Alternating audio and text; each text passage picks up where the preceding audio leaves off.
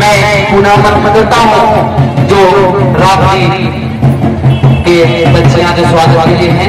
मैं पहले आप लोगों को बोल चुका था, अगर मेरी आवाज आपके कानों तक पहुंचती है तो आने का काम करेंगे।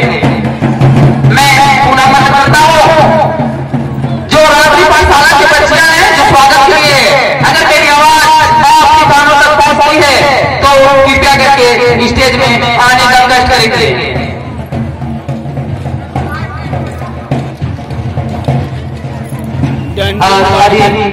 देखा था स्टेज के जस्ट सामने में रप्पा चप्पा के साथ जो संस्कृति के बजाय वेशभूषा गाजा बाजा के साथ जो नाट्य देखते पूरा जत्रा मैदान में तहलका मचाया